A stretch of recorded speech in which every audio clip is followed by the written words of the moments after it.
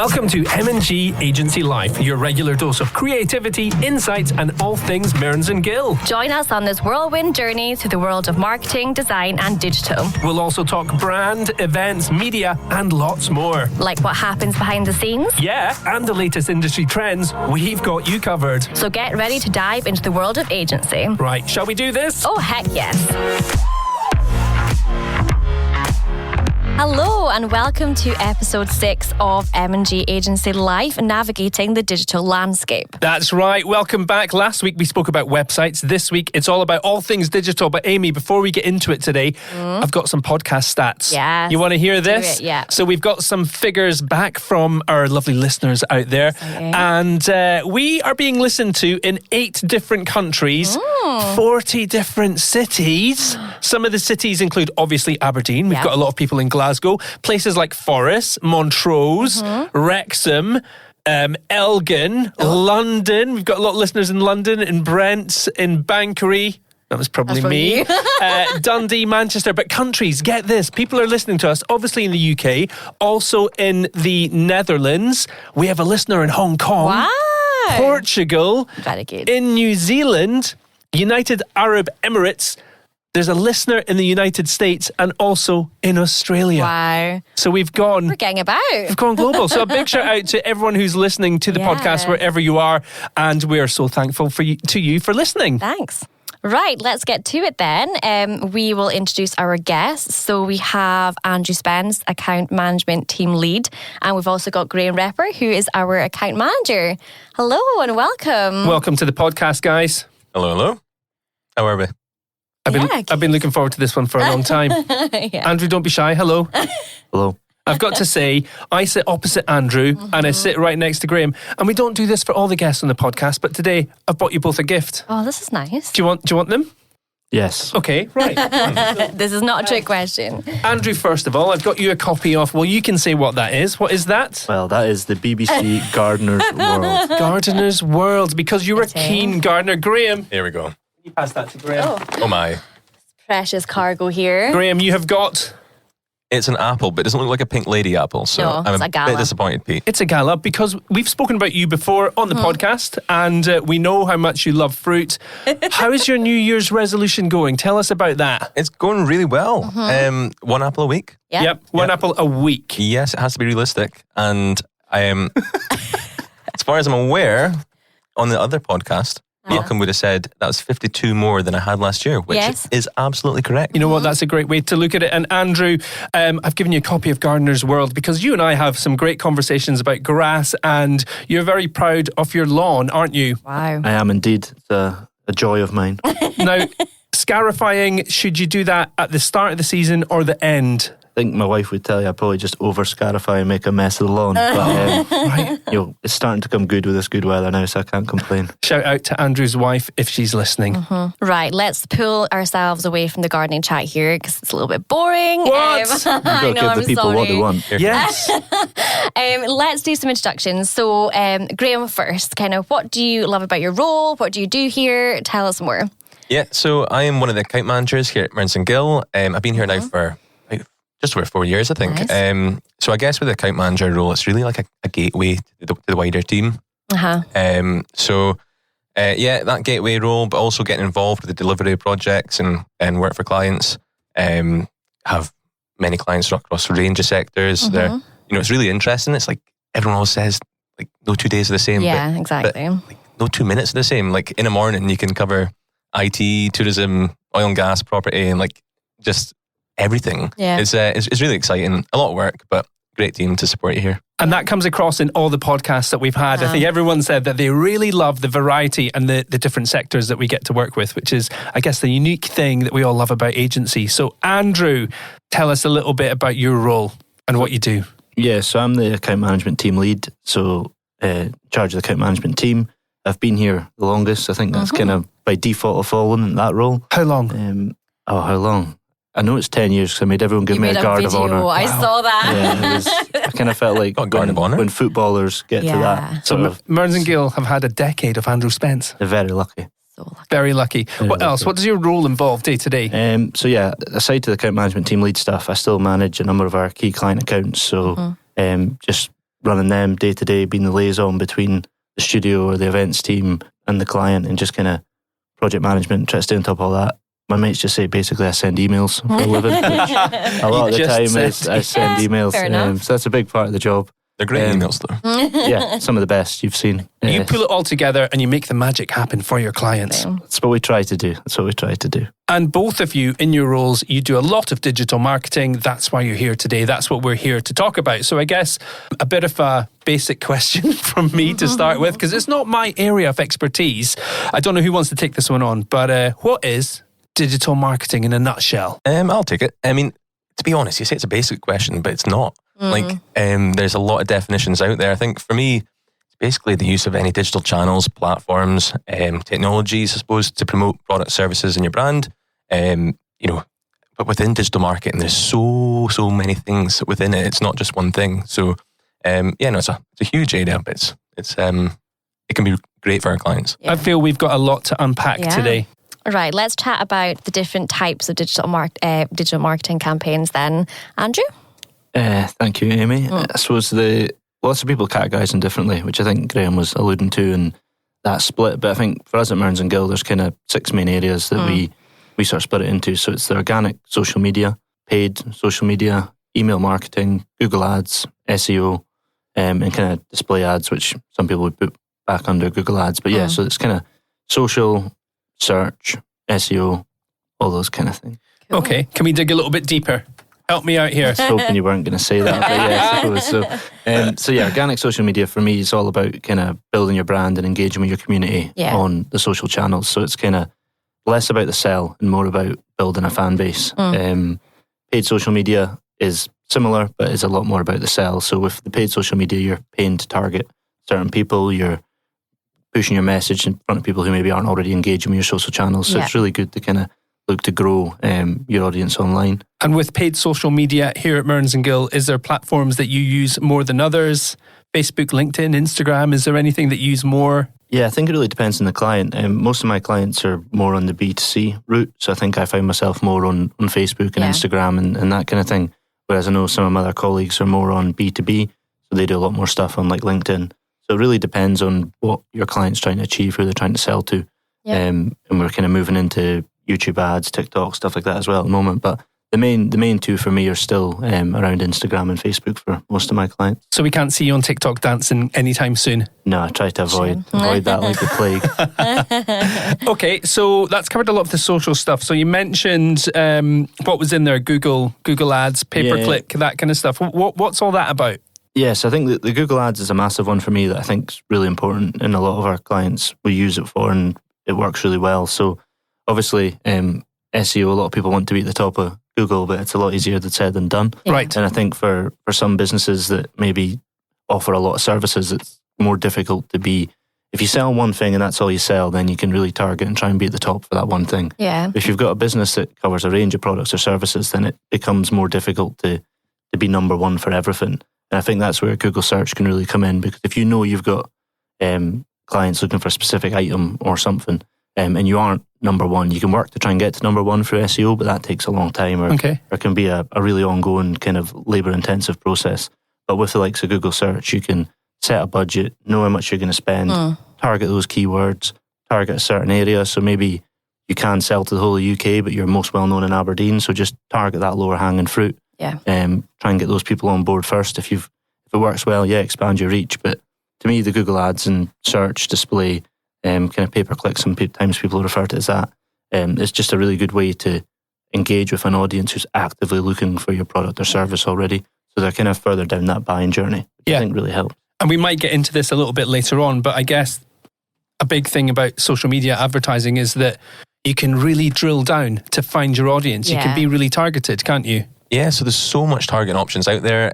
It kind of varies across the platforms as well. But say you take LinkedIn, for example, so some of my B2B clients, anything from sort of top-level demographics to the companies and industries they work for and in, you can really drill down into sort of member groups that they're part of. And, like all targeting, actually, it's a bit of a rabbit hole. Like, you can go deep. And I just think it's about understanding your target audience and then sort of building a picture of who they are. Yeah. And then kind of translating that through the targeting options on these platforms. So You do a lot more on Facebook, don't you, Andrew? Facebook and Instagram is where I do more, yeah. I think, as you were saying, more on LinkedIn for you. And I think one of the main things for me with Facebook that is a challenge is actually around some of the restrictions they've now got on the audience groups. So, an example would be, once upon a time I used to love it for the housing market, you could target by age group.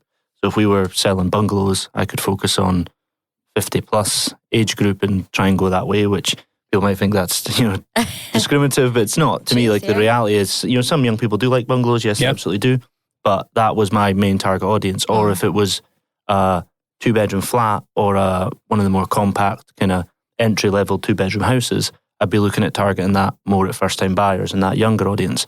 But one of the things they introduced was, when it comes to housing, you can't target by age. Yeah. So if I'm selling a bungalow or I'm selling a 4th floor 1-bedroom flat, I still have to target the 18 to 65 plus, which has become a bit of a nightmare because that ability to be really focused on the targeting has been diminished somewhat. So we've got to look at other ways to do that through interest groups and still try and achieve that focus that we don't want to lose out on. Where it's still great though is another client that sells engagement rings. I can target people who are in a relationship but not yet married. So it's your audience. So it's good for that kind of stuff. Or Valentine's Day, target people in a relationship rather than single people. Sorry to anyone that's single and doesn't get a Valentine's Day gift. But it's great for that, for the business to consumer. You can really kind of target, age, demographics, education level. There's loads of different stuff we can look at when we're doing the ads. Okay, so I guess we've spoken about paid and we've spoken about socials. Anything else that you think is important for people to be considering? Yeah, I think probably the other main one for me would be around email marketing. I've found it really magic for clients. You build up that audience, you get them to sign up for updates. One of our house builder clients, it really works well for. So you've got people signing up for interested to know when our new house is getting released at that development. You've got 200, 300, 500 people on that list. Right. So when it comes to releasing a new phase of houses, bang, that's exactly where you start with. And you know that these are all people that have expressed an interest in this. 100%. They want to know about it. So you're sending that mailer out, and we've found that, if we've got an open event at the weekend and we send that mailer out on the week before, the day before, we'll always have a flow of people coming in, that are wanting to find out more about it. So email marketing for me, engage with your audience, give them what they want to know. It works brilliant. And you can monitor the success rate of these campaigns, can't you? Do you have stats around people that open? Yeah, absolutely. So there's lots of different platforms out there, but the one we probably most commonly use would be MailChimp. And it gives you exactly that. It gives you your open rates, successful deliveries, even tells you where each individual's clicked. So I could see that Pete's clicked on the 4-bedroom homes, whereas Amy's clicked on the 3-bedroom homes. And then if Pete turns up at the sales office the next day, I'm ready to hone in on selling him that 4-bedroom home I know he's been looking at, or Aimee, that 3-bedroom home. So it gives you real good insights on your customers and what they're interested in. And we've even used it where we've kind of looked at which houses are proving most popular when it comes to thinking about what might we do next or what might we focus on next to make our social activity better. If we know everyone loves this particular house style, let's get that on our socials because it's likely to get more interaction and reach. So we can use what we're getting from the email marketing to influence our other digital marketing, which works really well. Yeah. Okay, so there's a lot of options and there's certainly a lot out there to consider, which is great. It's great to hear about this. What are some common misconceptions out there about digital marketing? I think there's loads, to be honest. I mean, one of them is probably the common phrase, so you post on Facebook. And it's I think there's 2 things wrong with that, actually. So one, digital marketing is a lot more than just social media. And 2, I think that comment actually belittles what social media marketing is. Sure. There's a lot of graft that goes into it, and it's, getting to that stage where you do post, making sure your messaging's on point, making sure it resonates with the target audience. You have to have high impact on brand visuals. Think about what the purpose of the post is. And I think people forget all this work that goes in behind the scenes to actually make the machine work. Yeah. So, that comment for a start, get that all the time. Another misconception. You're not better about it, are you? Get that point across there. Touchy subject there. Another misconception is probably that digital marketing yields instant results, and it can do. Right. But I think digital marketing is more agile and faster than traditional methods. But building a strong online presence and generating sort of some significant returns often requires time and consistent effort, well planned strategy, optimization. you still have to build that audience in that campaign. It doesn't just happen overnight. And I guess that's kind of like traditional advertising as well. You'll have kind of advertising that you'll use to slowly build a brand, but then you can have advertising that you can get a quick reaction if it's a call to action that creates a bit of urgency. Half price sale this weekend only, for example. But otherwise, it comes back down to the messaging a little bit, doesn't it? Absolutely. There's still a digital sales funnel. You still need to make people aware of what you're actually offering first before they actually even get to the stage that they're ready to commit and buy your product or service. But it's a fun process. Yeah, and I think just to add to that, Graham, you're obviously talking about the social posting and that side, but I think one of the main things for me with digital marketing is it's not just about organic social or social alone. Some businesses, they can use organic social alone and really smash it, but I think for many, yes, you've got your core audience, you can reach them with your organic social, but paid social really does need to come in and help get you that added reach, or the other elements, the digital marketing that we're talking about earlier on, are really key to actually making sure you can get that level of impact beyond just a few likes here and there. Yeah. The machine works when it works in tandem. So okay. So Andrew, what are the ingredients to a successful digital campaign then? Did Pete write that question? No, it came straight from the heart. Why would you say that? Why would you say that? A level of Pete cheese too. I know you enjoy my cheesy proverbs. We'll come to that later. Yeah, no, what makes a successful digital campaign? I think knowing what you're trying to achieve, first and foremost. What's the objectives? Who's the audience? Who are you trying to get to? And I think it's really important, like from the initial first time somebody sees an ad or whatever you're trying to put in front of them, right to the kind of last stage is seamless for them. So you might have a beautiful looking social campaign and then they arrive at your website and your website's crap. Yeah. Or it's difficult to convert the sale. I think that's one of the big problems. And I think what's good with a lot of the clients we work with, we're kind of their full marketing partner. So not only are we running their social campaigns, but we look after their website and things like that. So get them on the website, make it as easy as possible to convert.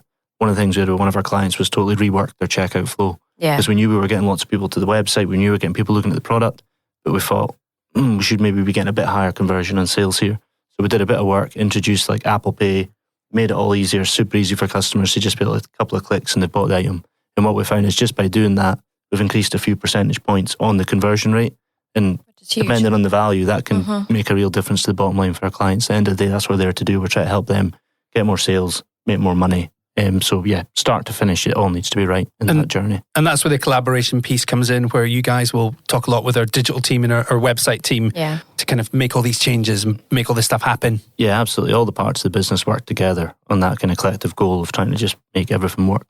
So anything else on what makes for a good campaign? I suppose one of the things that's kind of changed more for me in recent years is how much people don't like being sold to. So I think like once upon a time our ads would have been kind of quite polished and it was all more obvious it was an ad, whereas now if people are scrolling down the feed and it looks like an ad, they just keep scrolling. Yeah. So I think it's kind of making content that's still well crafted, it just feels a little bit more raw is probably not the right term, because there's a lot more work. Yeah, authentic, absolutely. Right. Cheers for that, Graham, because it needs to still look great, but it needs to feel real. And that's what we're kind of doing a lot more of. And that's a good point you make about people don't like being sold to now. How would you say digital marketing has evolved over the years and in recent times? Well, I would say like trends change, algorithms change, consumer behaviours shift. We're always having to adapt to that as an agency as well and just keep up to date.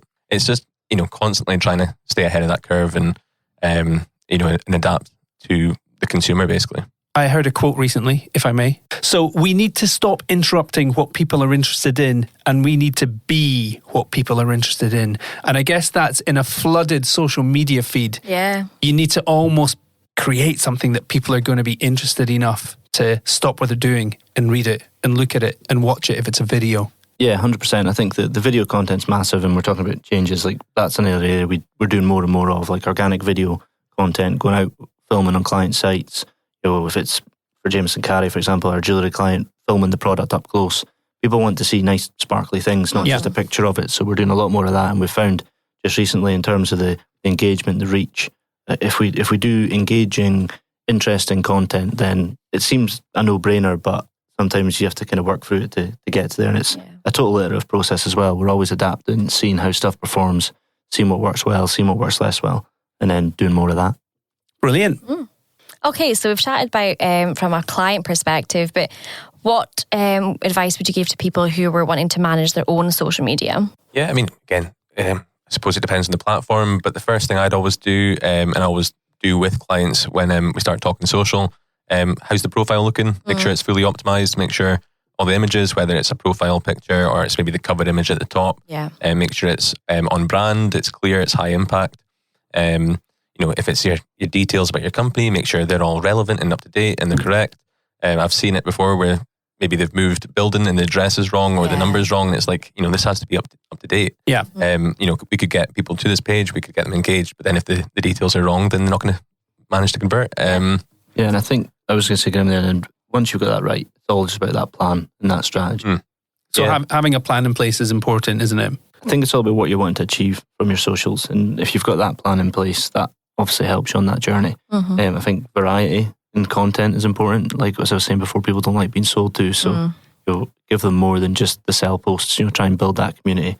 That's really key. And I think one of the things I suppose it's really important that people quite often get scared about with social media and what put off some of our, it's gone back a while now, but put off some of our clients' early days is the negativity that can come around social media. So, what if I get a bad comment, or what if that are all around that kind of side. And I think it can happen. Of course, it can happen, but it's about how you handle it. So I think taking those conversations offline is important. Take it across to Messenger. So acknowledging them and saying, thank you for this comment, I'm going to send you a direct message and we can have a conversation about it. Exactly. So just engaging you don't want to with get them. in a back and forth on your channel. No. I think as well, like what some people don't know, but majority probably do, is you can also hide a comment. So if you hide a comment, they can still, whoever posted it can still see it. So they don't know you've hidden it. That's handy to know. Other people don't see it, or so them and their friends can see it, so they don't feel like you're silenced them. Okay, but you can get it off the feed. If there's profanity, you're allowed to hide it as well, which is absolutely fair. I get a lot of that on some of my channels. I won't name names, but I get a lot, and you do have to monitor it because there's a time and a place, and these comments are on Facebook, for example, are not the place. Yeah, you get a lot of keyboard warriors out there. Absolutely, yeah. They just hide behind it, but yeah, no, you're absolutely right with acknowledging it and just making sure that you take the conversation offline, because a back and forth on socials, which could completely blow up, isn't the place. Okay, so some good practical tips there on what you might want to do if you are managing your own social channels. But hey, you could always engage with an agency that could do it for you, right? Absolutely, we're right here. Right, let's chat about our a typical creative campaign process here at Mearns & Gill. Andrew, do you want to take this? Always starts with the client. So it's what are they trying to achieve, what do they want to do. And as account managers, we're usually in the first line of defence when it comes to that. So we'll speak to the client, learn about what they're trying to do, maybe what's their budget, who's their audience, and we usually take it back, and that's where we'll engage with the studio team. So we kind of all sit down, go through that, kind of a bit of brainstorming, and look at how best we think collectively as a team we can achieve those objectives or make that happen. So you've got to think strategy, but also the whole creative piece. Yeah. How are you going to make the campaign look and feel if it's a visual campaign? Yeah, it's absolutely that. But I also think it's about what the client's used to as well. So if you've got a client that's never done anything other than organic social or paid social, we might think it's good to go down the PPC route for that, but there might be a bit of a longer journey or an education that needs to go in. So I think a lot of it comes down to who's the client, what they're trying to achieve, and then absolutely, with the studio, then how do we make it happen and make it look? I know what we can do here, guys. Let's do a little bit of role play. No, Graham, not that kind of role play. Let's pretend that Aimee, you're a business owner. You're a robust businesswoman. What business do you want? A tanning salon? No, I'm going to go down the dog route. I am going to be a dog groomer. It specialises in colour dye for my dog. I want a pink dog, okay? Aimee's Dazzling Dogs is the business. Oh, I love it. Yeah, right. Dazzling Dogs, yeah, that's good. I think I'll let Graham handle this. How is Aimee's Dazzling Dogs going to go to market digitally? How are we doing this, Graham? Talk us through it. Okay, well, first of all, I want to understand more about your target consumer. So what type of dog? Or is it so I'm going for the small, fluffy type dog, like Betty Hope. Yes, her office good dog. On the streets, but, cool at home. Good on the street. They want to impress their friends when they're out and about, and then they want to get good attention, so they get good pats and treats. So, yeah, small dogs, probably... Is it the dogs or the owners that are your audience? Well, this is the thing, but we have to then think about the owners. These people are probably don't have, probably have a lot of disposable income because they want to spend money on their dogs. Okay. Yeah. So building a target persona, you've got high disposable income. Yep. Maybe sort of 30s to 40s, love Instagram, love taking a photo of the dog. So they're going to be there. Maybe look at some hashtags for that. Yeah. So you're starting to think about where these people digitally hang out. Okay. Yep, absolutely. And then also what they sort of engage with online. And if they're going to be sort of maybe, photos of these dogs that you can get, and you can get some nice photography, maybe strutting their stuff down the street, nicely groomed. Yes. They need to resonate with the owner as well. They need to be like, I want my dog to look like that. Exactly. So yeah, it's understanding what they engage with, understanding who they are, where they are, and then actually making sure you're there and making sure that you're going to be seen by these people. Yeah. I think what's kind of good is the example you used there of the dogs one is a lot easier, because sometimes we'll have a client that's maybe in oil and gas, and it'll be, I want to sell coiled tubing. It's not as easy as, dogs. Quite hard, yeah. So I think what you've got there is great in terms of the content as well, though, because people are engaged in that. It's all about video content. It's all about images. So yeah, if you've want to set that business up, I think we'd quite happily take that on as don't tempt me. client. Aimee's Dazzling Dogs. There we have it. So we've spoken a little bit about the process, some good practical advice there. What do you guys reckon makes a good brief? Andrew, I don't know if you want to take this. What's important to you when you go and take a brief from your clients? I think it's just more, hopefully the client has a good idea what they want to achieve. Because I think if we go there and they don't really know, it's harder for us to try and recommend the best solution. So I think, knowing the end goal that you want to get to from engaging in the digital marketing activity in the first place. And I guess from there, you're going to try and set their expectations based on that goal, right? Yeah, and I think a lot of the time the budget question comes up and should come up early, and I think a lot of people are scared of the budget question, but actually it's the best starting point, because there's no point in us coming up with an idea that is out with your budget, or, with the great thing about digital marketing and with social and search and things like that is you can really scale a budget. Yeah. So it doesn't need to start massive. Yeah. It can start small. So I think just being open to having that conversation around budget can set everyone's expectations and just make everyone feel a lot more comfortable with the process from the very start. Yeah, so some good, honest conversations from the outset. All right, so we've spoken a lot about strategy and different platforms and briefing. Let's talk about the creative and the creative side of these campaigns.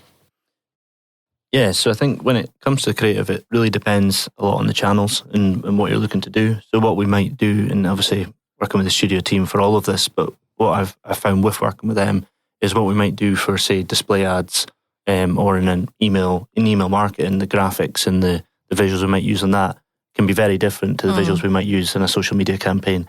As we kind of went back to that point before about not wanting to be sold to, with the email marketing, they want to be sold to. They've asked to find out, so they want that polished CGI of the house or of the jewellery or whatever it might be.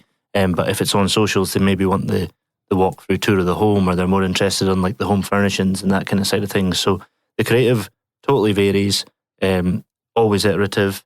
And you need to test it. Like I think on display advertising, so the banners that you see at the side of a page or at the top of a page, or maybe on a mobile app or something, you can pop up. You can run different ads as well. Maybe one's got a button on it, maybe one's not. So if you were looking to get clicks through to your website, maybe the one with the button, for example, might actually generate more clicks because people are more, inclined to click on a button rather than an ad with no button. So it's really good to test it as well, and it's just thinking about how the audience is engaging with your creative. Yeah. All right, it's time to move on to our favourite segment of the show, and this segment is Case Study Corner. Aimee, what do you think you're doing? That is my bit. Unbelievable. Sorry. But you're right, this is indeed Case Study Corner. Okay, this is the segment of the podcast where we like to take a Mearns and Gill project into Case Study Corner. But before we do that, can I ask you both to move into the corner? Go on, shuffle in there. All right. Right. What are we bringing into Case Study Corner this week, guys? I'll take this one. I will share a bit about some work I've done with ASBC. So ASBC have actually been a client of ours now for decades, literally. Right, and I'm sure anyone who's listening to this in Aberdeen will know who ASPC are. But for some of our listeners who are not in Aberdeen, for example, the listeners in Hong Kong and New Zealand, who are ASPC? Yeah, so with ASPC, they actually offer quite a lot of services. But in short, they are the place to go if you're looking to buy or sell your home in around the northeast of Scotland. Okay. So, we've been helping them for years now with more traditional forms of advertising. But a few years ago now, we started supporting them with display advertising. Okay. And I won't delve too far into the data, but they're just working on that campaign, which is still ongoing. It's in like a lot of things in digital marketing, it's iterative, it is an ongoing process. So we're still working on that. But their objective at the beginning was really to, they wanted to reach first and second time property buyers across the northeast of Scotland. So kind of looking towards a more youthful audience, I guess. So with that, we had to look at the visuals, making sure the illustrations and the graphics that we were using appealed to that younger demographic, as well as the messaging that had to link. It could not link with the visual; it would clash. So we did that. We looked at the different ad sizes that you can do on Google Display. Okay. So making sure that you've got sort of 300 by 600 at the side, but also really small ad sizes as well, which are better for apps. Yeah. Because it has to be. You basically need to give Google all this inventory so that it can serve it. Yeah. It's got lots of real estate out there, whether it's on a website or whether it's an app. And what is Andrew about to cut in with? Just loved your housing pun. Real estate. Lots of real estate out there. Thought the same thing. We love that. You're in your Actually, flow. didn't even know I did it, but I quite like it. You're in your flow, Graham. Keep going. Tell us what about the creative side of this campaign? Yeah, so I mean that's where we work closely with the studio as well and the design team. If you've been in and around Aberdeen, you've probably seen these visuals anyway. Yeah. But then we need to tweak it for the more digital audiences and making sure it works at the different ad sizes, as I say. And then whether it's testing a button, whether it's testing a thing called a control ad, where you actually strip back all the elements and have a really basic design and test that against your new creative to see, is it actually working? Is the audience engaging with this? There's lots you can do, but on a technical side, we can weight more parts of the budget towards certain demographics. So maybe the 24 to 44-year-olds, we can put a bit more of the budget towards that to make sure that they're seeing it. And largely with this campaign and largely with display campaigns, it's an awareness campaign. So we're looking to increase impressions, rather than get people to click through to the website. That's just a nice to have boost as part of the campaign. But the impressions is really the amount of eyes that have seen the ad. So that's what we want to do. We want to be getting ASPC out there and in front of the right people so that they're aware of ASPC, and when they do come to buy or sell a property, they know where to go. And what about the results? Do you have any anecdotes or feedback from the client on how the campaign's gone so far? The client's really happy. I mean, the main thing with digital is that you can track it and we can give stats. With the traditional forms, we have general information provided, but with digital, you can say, okay, people between the age of 45 and 55 clicked on it X amount of times, or they saw it that amount of times. And you can really break it down, locations, how many people in Ellen are seeing your ads. Yeah. I think that sort of information is really, really helpful for the client. So, we've managed to work within the budget and raise awareness of ASPC in the northeast of Scotland. And I think that's the brief. And for a client who's always been mainly focused on traditional forms of advertising, such as radio and that kind of thing, how has it been for them moving into the digital space? Yeah, I think it's really exciting. The main thing to remember as well, though, is a mix. And even though we are putting digital front and centre here, we still do the traditional forms with them too. And it's really, hitting the audience across all these platforms and forms of advertising, which make it work. So I was just going to add, and I know it's obviously one of your clients, Graham, but I think one of the things that's been great with ASPC is, even though they've been a client for decades, as you said, they've always embraced this change. So yes, they were in the traditional side, but so was everyone. Yeah. And when we've kind of come to them with ideas of moving into the digital display, and they obviously do a lot themselves on social media as well. So I think it's great that you've got a client that engages with that and gives you a chance to kind of show what the power of that can be for them. Yeah. And I think more generally for any client, it can be quite scary when you've never jumped into this sort of arena. And that's why we're here, so that we can sort of help, clients feel comfortable and just guide them on the right methods of digital marketing going forward. And that's what makes you such a good account manager, Graham. And we're going to come back and talk about account management more in depth in a couple of episodes' time. But for now, ASPC, thank you for bringing that into Case Study Corner. Okay, I'm loving all this digital chat, learning so much. But Andrew, What did you have for your lunch today? I don't know if that was in the plan of questions, Aimee, but actually today was Tesco's, just a meal deal, one of the salads. I think it was. Wait a minute, is this because you think your wife is listening? You're kidding on that you're eating healthy food? Well, that maybe is the case. It was a Dolphin fish and chip shop. You initiated a lot of the crew today going to get fish and chips for lunch. You did. I am a bad influence. And Andrew, what did you have for lunch yesterday? Stop it. What was yesterday? I had to go and get fuel from Asda in the work car. There's a McDonald's there. It happened to be there. I didn't realise till I got there. Just tripped into McDonald's. The conversations on these podcasts always eventually come back to food. Yeah. But the new office perks, and we've spoken about these before, we get monthly perks for good behaviour, basically. What's on the list this month? I've seen that there is Oreos, there's chocolate Oreos, so we get a choice and we have a vote. And I love Oreos. There's popcorn. You know what? They thought of having to microwave that. Yeah. Hygiene. I always burn it as well. And then I saw bacon fries. Yeah, and I thought about Andrew's breath all day in the office. And I thought, nah, can't have that. So you reckon it's Oreos? We'll have to come back. At least it wasn't scampi fries. Yeah. We'll have to come back and do an update But on we've this. had scampi fries before. Yeah, it has got. It was horrific. Do you think anyone will vote for the flower pot man? There's always one. There's always a rogue choice in there, isn't there? I was looking at the positive pineapple and I was thinking that would be good, but we've had the jar of smiles and that was a divisive option. So. Yeah, it's going to be food. And big thanks to our MD, Mike, by the way. Yeah, thank you, Mike, for the office perks and keeping us all well fed. So on that note, I think it's almost time to wrap up on the digital podcast. And wow, we have learned so much on this episode. Aimee, do you want to give us a little bit of a summary of some of the key takeaways from today? Of course. So firstly, set clear goals and objectives. That's really important. And that allows obviously our account managers to know what you need to achieve out of your digital campaign. Have a good strategy in place. That's really important as well. Making sure your campaigns are consistent, just so you're getting the consistent messages out to your audience.